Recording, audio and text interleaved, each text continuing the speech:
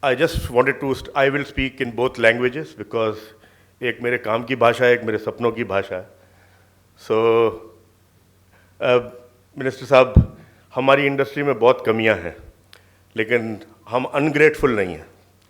हमने जितना चेंज पिछले 2-3 साल में इस इंडस्ट्री में देखा है और जिस तरह का पॉजिटिव अप्रोच सरकार का देखा है, मैं वैसे भी बहुत ऑप्टिमिस्टिक आदमी हूँ वैसे, लेकिन इतना मैं ऑप्टिमिस्टिक इस इंडस्ट्री के बारे में कभी नहीं था जितना मैं अब हूँ.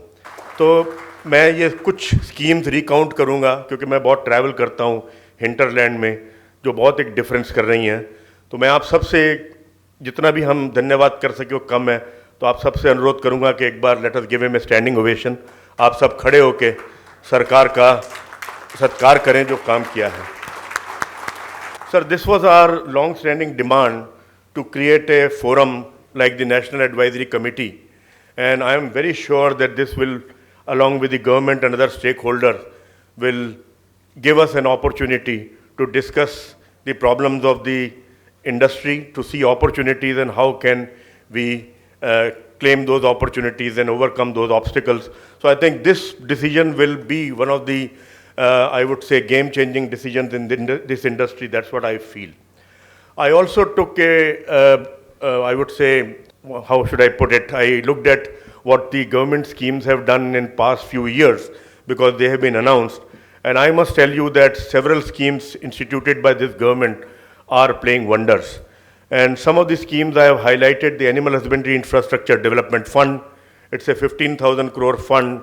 We have seen so much of infrastructure coming up throughout the country in the industry, and we believe more than 1 lakh of crores. It is the interest subvention scheme, so more than 1 lakh of crores of investments are likely to be made in this industry, and they will generate more than 35 lakh jobs. Pradhan Mantri Matsya Sampada Yojana, sir, I must tell you that this scheme is doing wonders. People will be really surprised, those who are not from this sector, that the states in North India, particularly UP, Bihar, Chhattisgarh, Madhya Pradesh, and now Haryana and Punjab are galloping in inland fish production.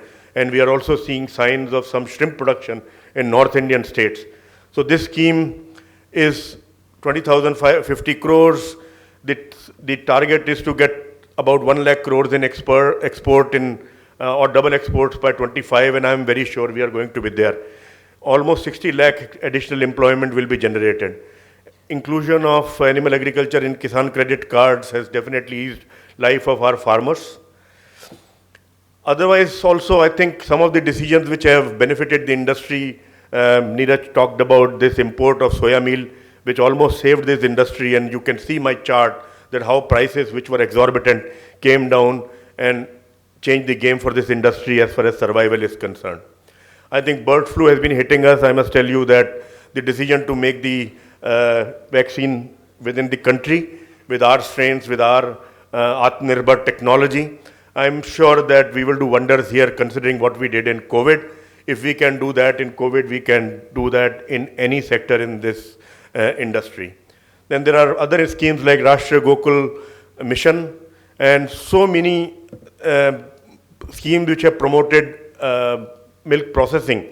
You can see the results that milk processing has doubled, almost doubled now, and is going to be close to about 108 million tons a year by 2025. And these are all the projects which have been sanctioned and which have been agreed upon with different banks and government aid. A National Livestock Mission Breed Improvement Program is also progressing. So I'm saying that if you see that the kind of, I would say, push which this industry is getting from the government is unprecedented, and I think we should make the best use of it for create prosperity for us and prosperity for the country. Animal husbandry is very critical, and I will also recount what we have done in last 75 years in this industry and what we can do in next 10 years with each other's support. Now, crops have outlived their growth trajectory. They are growing at 1.4%. Animal husbandry is the new kid on the block. They are growing at 7.5%, and they are this sector is driving all the GDP growth in India. I must also tell you that we don't consume too much of land. We don't need fertile land. We can make use of wasteland and any type of land where poultry can be easily done. I must also say that one of the best things in animal husbandry is cash cycle for the farmer. One of the problems in traditional agriculture is that the farmer get paid twice. In our case, he gets paid 12, 15 or 18 times a year. And I think that is one thing which keeps farmer afloat from sustainability point of view. So I think this is a right platform to acknowledge that now we are on the same plane and we are going to push this industry very hard and push prosperity for our farmers also in the same way. So I would talk about, sir, what we have done in past. So I think quickly, because I am going to talk about future, I would like to talk about past also. The past was Animal Husbandry 1.0, which was 1950 to 2000. Most of it was driven by a cooperative era of milk, and we can know the white revolution which Dr. Kurian brought in this country and made us self-sufficient in milk. This was the result of Operation Flood, that from 70 to 81, our average milk procurement was 0.9 million metric tons a year, and in 2002 we became 6.4 million tons. Cooperative movement gained momentum from 13.3 to 74.3 thousand cooperatives. Average milk marketing from 0.9 million metric ton to 4.3 million metric ton. And one of the best things which happened was milk production.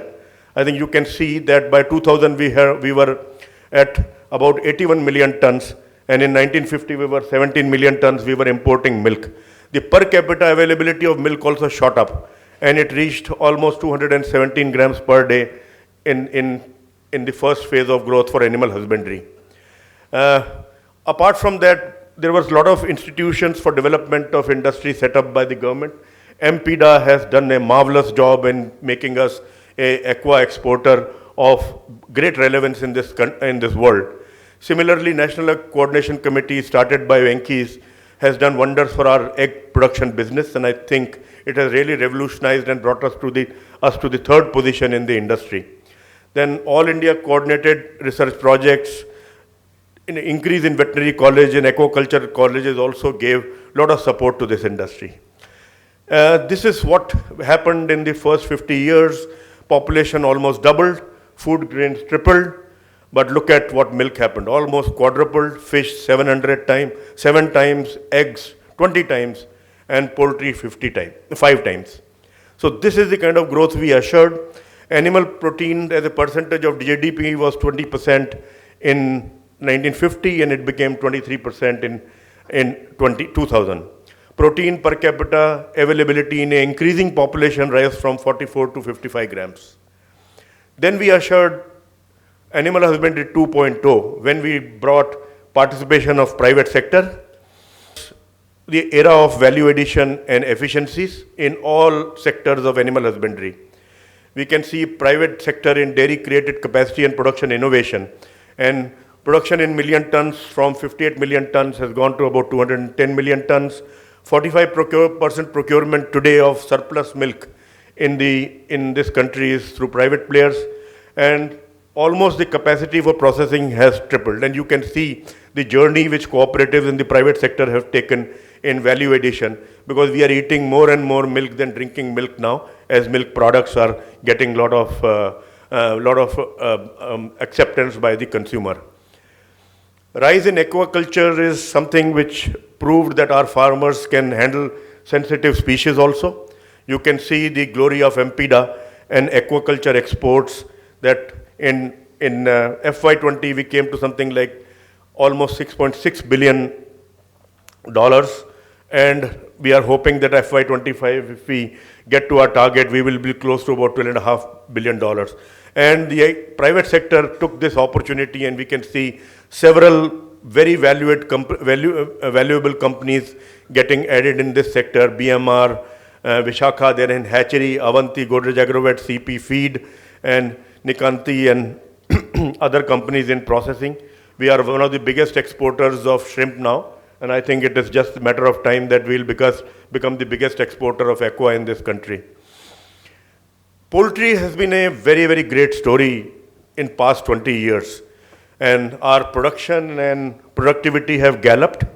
our per capita consumption has also been increased. I think we have never seen such a big quantum jump in efficiency in 20 years in any other sector related or unrelated to agriculture.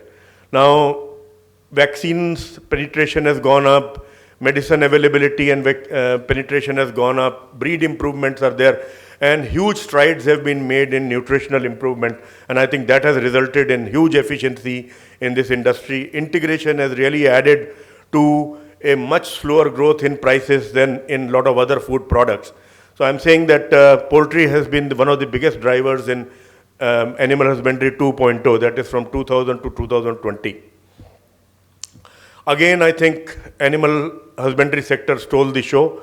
Population grew by 30%, food grains became 1.5, vegetables doubled, fruits almost 130%, milk 1.5 times. But look at fish, almost 1.5 times, eggs double, and poultry again galloped from 0.4 per capita to about 3.6 per capita. And we can see that we became one of the big exporters of buffalo meat, and export of animal and aqua close to about $9 billion in by 2020. So what a fantastic journey it has been, but it has launched us into a very bright future. And I'm extremely optimistic the way we are working along with the government.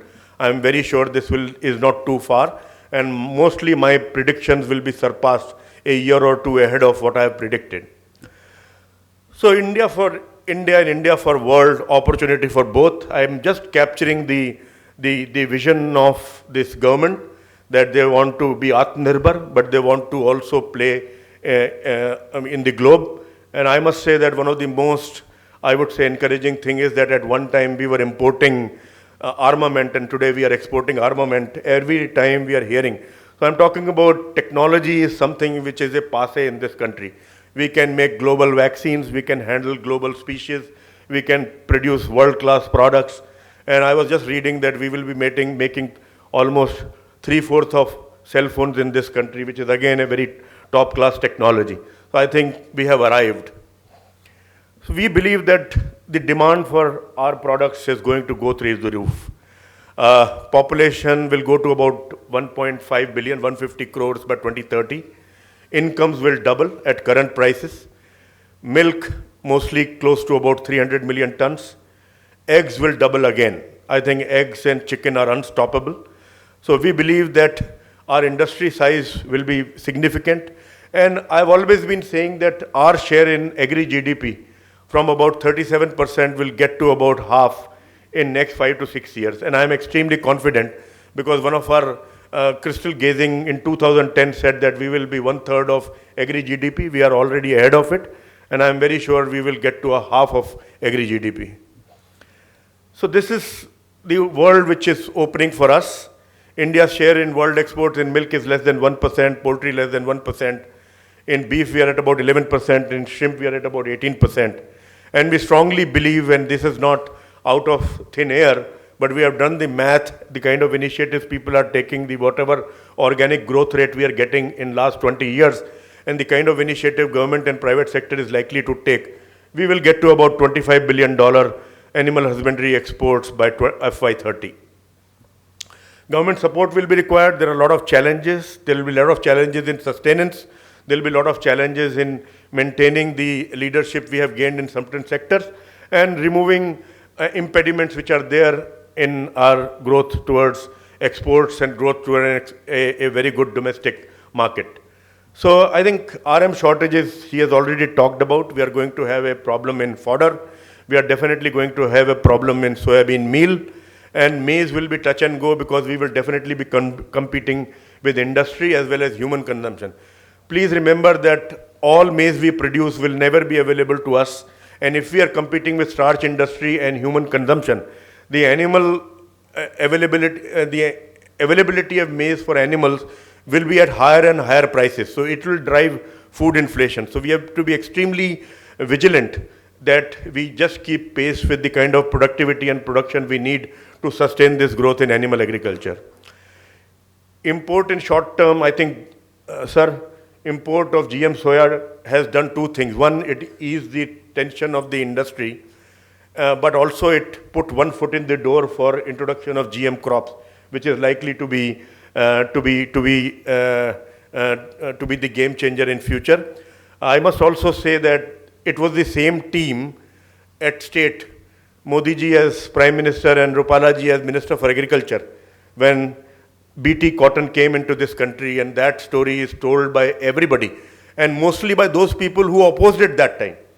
So that is the beauty of this team. We have the same team now in center, and if there is an opportunity of any of GM crop introduction, it will only happen with this team. My sense is if we start trials, etc., it takes 3, 4, 5 years to do all the risk analysis, but the time is now to open doors for productivity improvement through GM. India's current yield is about 0.9 to 0.95 metric ton per hectare, global average 2.7, and US current yield is 3.5 metric ton per hectare. So if we introduce GM crops in this country, we are sorted for next 25 years of explosive growth. Fodder supply, I think this is going to be a problem. You must have seen that cattle farmers all over the country have a very big issue, and out of that has come businesses like silage. Suddenly we see a lot of companies coming up in particularly northern part of India, and I was really surprised that these people have indigenous technologies and they sell 25, 30, 40,000 tons of silage, and it is growing at 25-30% every year. So my sense is that I think some fodder strategy is needed. We have in this sector, one best thing is that we can do with some kind of a poor quality lands also, saline lands, other alkaline lands, brackish water lands. We can find use for everything. We have 50 million hectares of that kind of a land, and back of the envelope calculation according to our internal sources is that almost 5 million hectares in next 5 to 10 years with sustained investment and program can be made use for animal agriculture, either for production of inputs or production of outputs. I think vaccine policy, enough has been said. I have repeated that. Diseases will come, diseases will go. We have to be proactive. Whatever we can produce in-house, we should try that first. Whatever is we cannot do at scale, we should be willing to import it. And because we have already seen that the kind of money we lose because of diseases in this country in a sector which is 1.5 lakh crores, 20,000 crores, there's a lot of money to lose. I think success story of shrimp exports is a guiding beacon for us in animal husbandry sector. If we attain cost leadership, if we make the products which have limited use of chemical and drugs, and if we control diseases, I'm very sure the kind of opportunity which exist in dairy and poultry also will be not very difficult to capture in the next few years. Something more, I think new aqua species have already been introduced several times, and Venami is one answer, because at one time we were a black tiger country and we thought that things will not happen. But I think a proactive government and support from MPDA and Government of India, I think we regained our position in shrimp exports through Venami. I think this is Holy Trinity. I think this is a very MBA chart, so I'll just skip it. I think, sir, we have been investing in pure agriculture, and we have seen that at one time the returns were very high, but as a businessman I can definitely say that investment in animal husbandry will outstrip any investments in any sector in this country, because the kind of return of investments we can generate is unprecedented. And I strongly believe next decade is the decade of animal husbandry in this country. Industry guys, I cannot leave without reprimanding, because that is why you come to listen to me. I show you the mirror and I tell you that where you are. So I will not fail in that duty, and I will also talk about what you need to do. I think your turf is changing. From ground, it is becoming AstroTurf. Our consumer is changing, which is heart of our industry. Quality expectations are changing, product expectations are changing, delivery expectations are changing, and we are becoming a more and more conscious society about sustainability. So I think we need to wake up every time I see that, and I will continue to say that till you call me in such fora. But I think we have to wake up. We don't want to become just a supplier to these big companies which are galloping with immense valuation, deep pockets, and great business models. Animal protein space already is disrupted. You can see the number of delivery apps which are there, and they're growing at 40, 50, 60% per quarter. And I think this is something which we can learn from, we can partner with, and probably replicate in certain areas. Alternative protein market, at one time I personally thought that this will never become big, because non-meat meat, or say non-animal meat, will never match the prices of animal meat. And a country where pricing is so important and paying capacity is low. But I think that is also getting beaten. So we have another competitor in the market, which is the vegetarian meat. The other big thing is definitely the environmental racism. And we have seen that this PETA and other organizations keep on doing certain things which spoil the image of the industry, and that is a separate topic. I've discussed with you all several times that we should create a fund for managing image. It will take us about 5 to 10 years to manage the image, but we can get there provided there is a sustained effort. One example I give to everybody that what these NGOs can do. From a exporter of cotton, they made us importer of cotton by just cutting off sterilite copper. So I think this is the kind of say activism of these NGOs can result, which may not be in the nation's interest totally. So I think we have to be very careful, and a good PR and a little bit of vigilance is the medicine to it. Guys, we will need a lot of capital. Just because our performance is not very sustainable, banks don't give us money. We are never able to access capital markets. Look at our sector and look at the companies which are listed, and look at their performance, including my companies in last 5 years. So I think there is a lot to be done in this sector. Unless and until we bring a sustainable profit, sustainable top line and bottom line growth, we will never get the respect of capital markets, which can really fund our expansion plans and dreams in future. Thank you very much, friends, for listening to me. I'm so grateful to CLFMA that they have invited me to speak, and I could say whatever I wanted to say. Thank you very much.